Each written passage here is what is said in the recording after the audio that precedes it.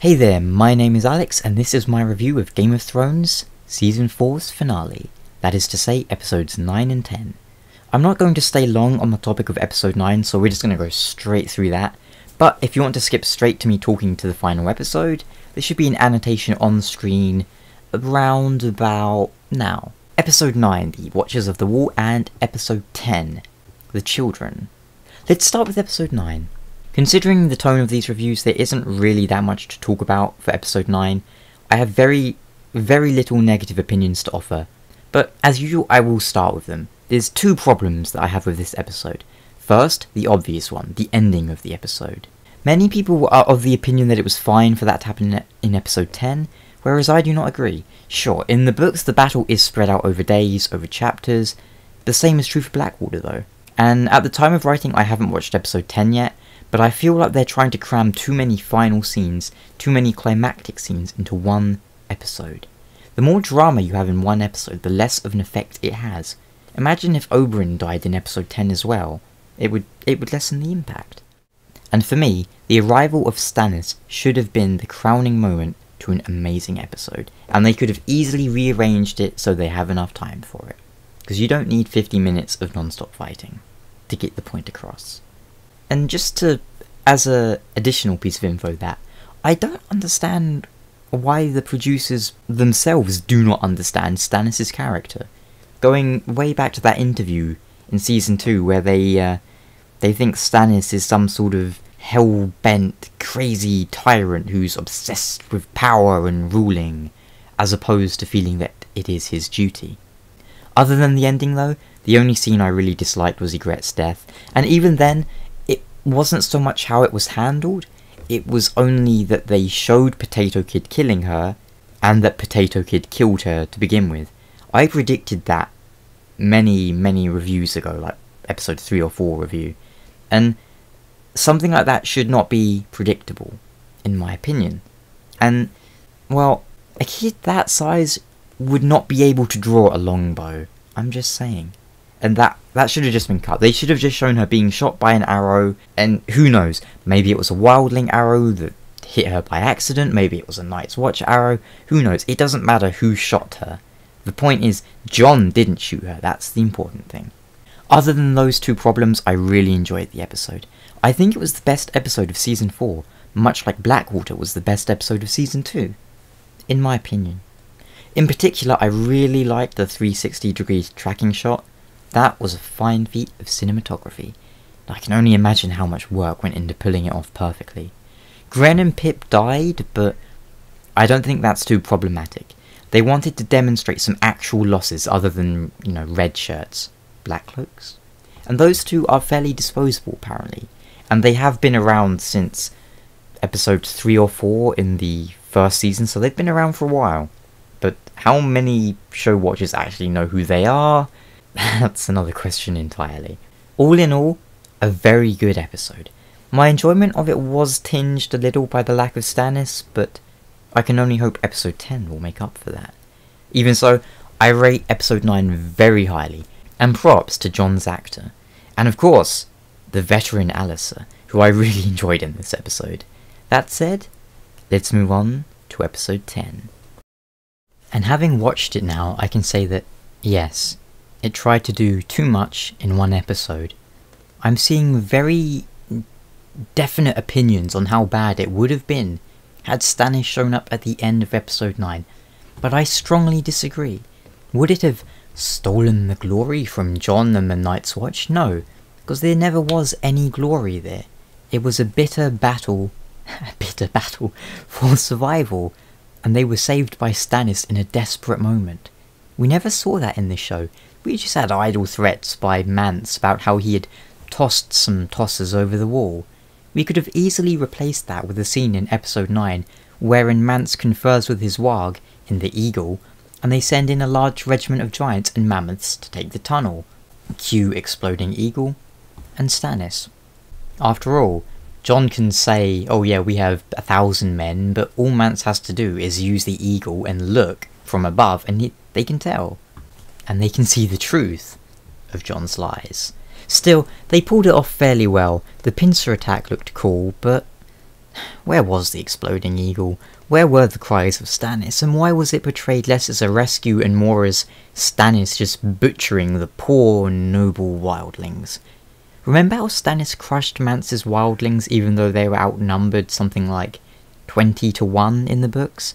Well, in the show we get to see the vast horde of Stannis' mighty army swooping in and obliterating the wildlings through sheer numbers, because their giant army is conveniently hidden in the trees where we can't see it. It just gave me the wrong vibe, but it was a good scene, but like so much of the show it could have been so much more, so much better. Cutting the scene where Melisandre invents fried chicken fast food, just the cherry on the unsatisfying cake. One more point, Mance just kinda gives up instead of going down fighting and being captured. That was stupid. The whole point of wildlings is that they respect strength. Kings aren't born or anything like that amidst the wildlings. And sure, you can say they cut it because Showmance is a different character, but it goes against everything that makes the wildlings who they are. I bet the only reason they didn't have Mance mount up and don his armour and helm is because it would have cost them more money. Having him go, oh lol, we just surrender, is just the easy way out. And it's funny because they actually showed Tormund acting how a wildling should in the last episode. He fought until he could fight no longer. I'm sorry, but I don't believe for a moment that wildlings would follow a man who just gives up instantly because a force like 1/10 of your size shows up. Oh, what else? Yes, how about that Bran scene? I liked the second half of that very much. The three-eyed raven was perfect. Okay, not perfect. He said 1,000 eyes and one when he actually had 2 eyes, but you know, that's such a tiny little nitpick. It doesn't really matter. But the atmosphere, the mood, however you want to phrase it, exceptional. Sure, he didn't have trees growing through his eye socket, and the description didn't match the books, but that's not the point. They captured the essence of that scene, and that is what's important. Sometimes the show follows the details of the books, but loses the feeling of the scene. Tywin's death is a good example of that, and other times they capture the essence perfectly, even if the details don't really match up. And this scene is a good example of that. It only serves to reinforce my belief that so much of Game of Thrones' production is stellar. The sets, the costumes, the actors, but the writers and producers are trying their best to mess it up with stupid decisions and random action scenes that we don't need, such as the first half of that Bran scene. No, I'm not talking about Jojen dying. Whilst that certainly came as a surprise, one that I feel was simply there for shock value, in an episode that didn't need any more shock value as there's a lot of shocking moments already, I don't mind that they killed him off, even though he may be alive in the books at this point, who knows. But the skeletons, what was that?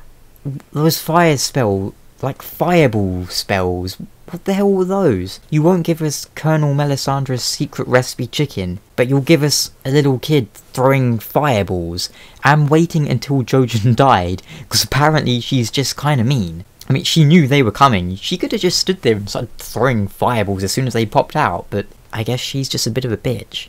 Oh yes, and the video game skeletons that shuffle about super fast, and for some reason can perfectly use weapons. Most of that scene I was somehow expecting Cold Hands to show up to save them, but it would have been kind of pointless as that's his last scene anyway. Instead we got a kid throwing fireballs. I was pulled out of the show, and that's never a good thing. Also, didn't Jojen predict his own death by fire in an earlier episode? Shouldn't he have predicted bleeding from the gut or having his throat slashed? I know that he technically did explode in fire and all that, but he was already dead at that point. Just a tiny nitpick, but I found that kind of weird. The Maid of Tarth and the Hound. Why? Why fight? Stupid. Stupid fight, stupid scene. Why did the guards just let Arya Stark walk off with Sandor? But, Arya and the Hound's final scene? Great. A little different to how it went down in the books, sure, but a great scene nonetheless, and I liked how Arya was just staring at him all the time. Makes me a little sad, as Sandor has become one of my favourite characters in the show this last season. Perhaps, yeah, one of the few characters who is definitely better in the show, in my opinion. I suppose we won't be getting our Gravedigger, considering brain knows him by sight.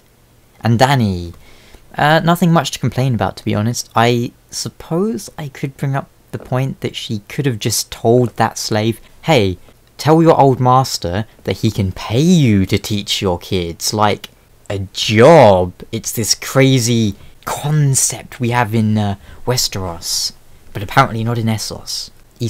Whatever. But let's not get ahead of ourselves.